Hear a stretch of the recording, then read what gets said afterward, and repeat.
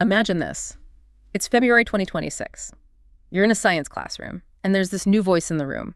It writes beautifully, sounds incredibly confident, but there's a catch. A big one. It's often subtly, and I'd say dangerously wrong. And we're talking about generative AI, of course, but for today's deep dive, we're flipping the script a bit. We're looking at a blog post by Valerie Bennett and Christine Ann Royce.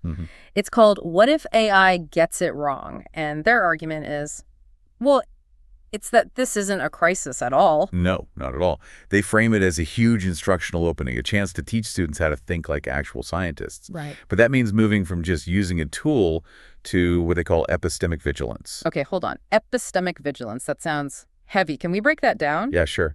Epistemic just means relating to knowledge, how we know what we know. So vigilance is just, it's being on guard. So not just accepting something because it sounds polished. Exactly. And that's crucial because of how these models actually work. Yeah. I think people still fall into this trap of thinking the AI is, reasoning. Right. It's not thinking. It's predicting.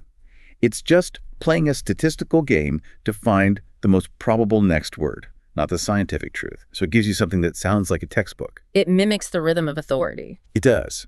But in doing that, it completely masks uncertainty. And real science is all about uncertainty, right? It's about variables and context and messy data. And the AI just smooths all of that away. It gives you a clean answer. So if a student just accepts that, they're skipping the most important part of science. The evaluation, the critical thinking. Precisely. So Bennett and Royce say we need to treat the AI as a first draft model. I like that framing. Yeah, it lowers the stakes immediately. And it changes the whole assignment. The goal isn't get the right answer from the bot anymore.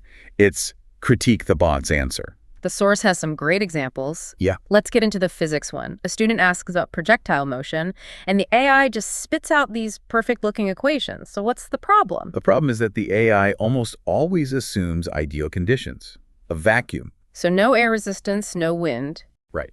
But it almost never states that assumption.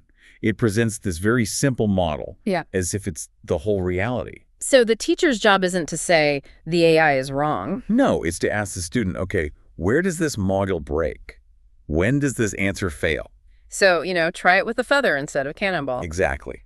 Add a headwind. And suddenly the student is forced to identify the missing variables. They learn that all models have limits. I thought the biology example was even stickier. The genetics one, yeah. If you ask an AI to explain how a trait is inherited, it defaults to simple Mendelian genetics. One gene, one trait, Punnett squares. Which is fine for Gregor Mendel's pea plants, but it's a terrible model for, human complexity. It's a disaster if you apply it uncritically. So the assignment becomes having students use real case studies on polygenic traits with multiple genes to basically red pen the AI's answer. So they have to mark up the places where the AI oversimplified everything. Yeah. It becomes a much more active way to learn. You're not just absorbing information, you're actively debunking a flawed model. So where does the teacher fit in? If they're not the sole source of facts anymore, what's their role? The source calls them an epistemic guide. The AI can provide the raw content, sure, but the teachers is there to help students frame good questions and revise their claims. They guide you through the scientific process itself? They help you spot where the model breaks down. I mean, it's all about friction. If the AI is totally frictionless and easy, you don't really learn anything. It's when you have to stop and say, wait a minute, that doesn't account for this. That's when the real learning happens. So for everyone listening, the big takeaway here is this. The next time an AI gives you an explanation for something complex, don't just nod along because the sentences are perfect. Right. Treat it like a very confident intern who didn't check their sources. Actively look for the gap. Look for what's missing. Because if we stop doing that... Well, that's really the question we should leave you with, isn't it? If AI did eventually provide the perfect, flawless answer every single time, would we just lose the ability to think critically about uncertainty altogether? A pretty terrifying thought to end on. Thanks for joining us for this deep dive.